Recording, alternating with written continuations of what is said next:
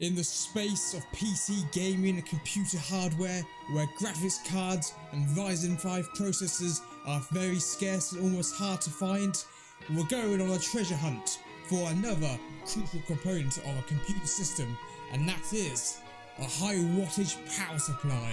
So let's go on a journey and find out, where have they all gone?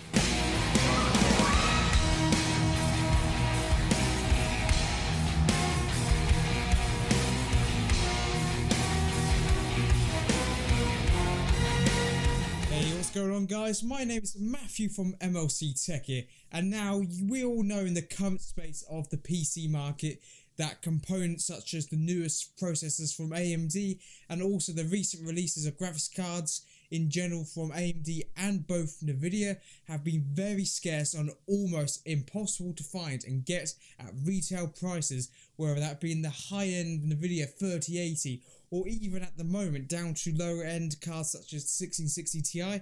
It's almost impossible to actually find one in stock, and this has been caused by all sorts of reasons, whether that be it high demand due to the pandemic or high demand due to scalpers wanting to get hold of them and artificially inflate the costs, or whether it be down to the new recent and booming crypto craze there is at the moment.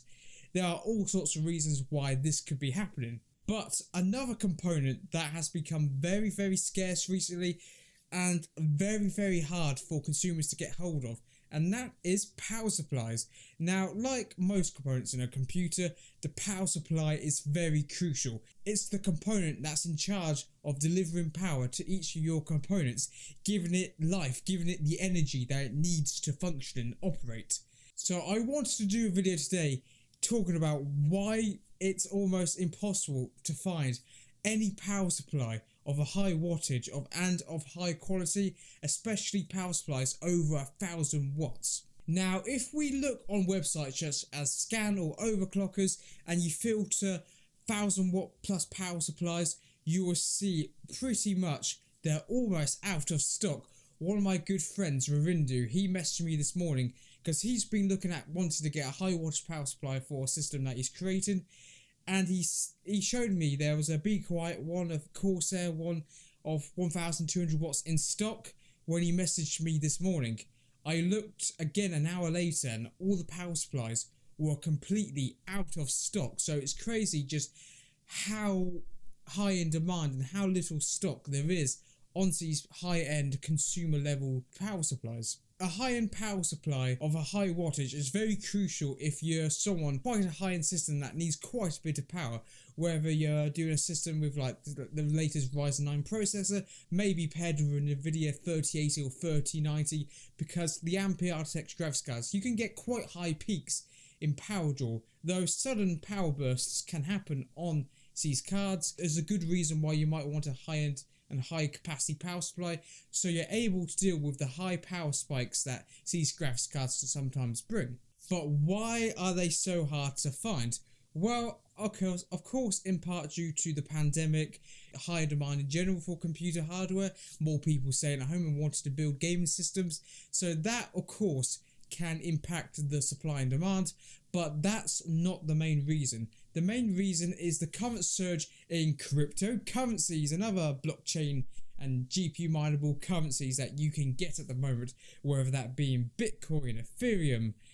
It's been a massive craze, especially with such a high surge in the values of these cryptocurrencies. So a lot more people, whether that being people buying large scale Bitcoin mining farms or just a general consumer wanting to put in a couple of graphics cards into a system to mine and earn a little bit of extra money on the side. That's the main reason why it's very hard and these power supplies sell out so quickly. And the reason why it's high capacity power supplies is because to build a Bitcoin mining rig or an Ethereum mining rig, you essentially just need, a good processor and a couple of graphics cards. You can mix and match actually with graphics cards, so you can just chuck a bunch into the system and power it all up. You don't have to worry about things such as Crossfire, SLI, NVLink. You don't need technology such as that for these cards to work in tandem with each other when it comes to mining cryptocurrencies. So that's partly why a lot of people are buying these power supplies, so they can chuck in a bunch of GPUs into a system and essentially power them up and mine some cryptocurrencies.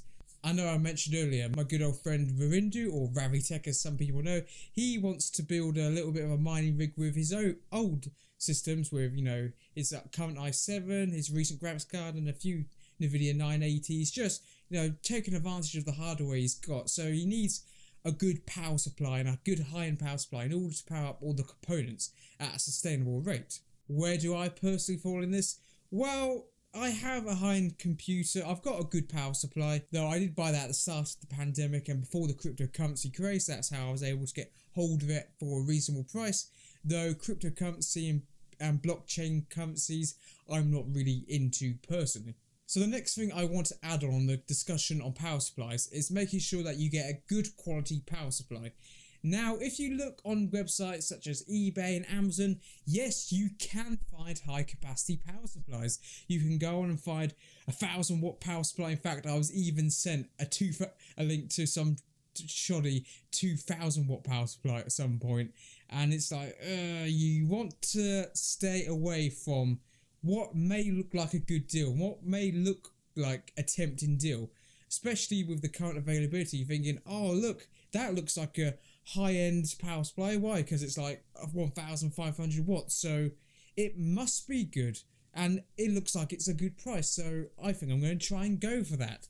I would definitely avoid not doing that. The power supply is a core component. It essentially is the heart of the computer in terms of pumping that energy supply, pumping that electricity in a nice, clean and stable way. So you really don't want to be risking, especially if you're building a high-end system, you really don't want to be risking your computer components that you spent so much money on potentially.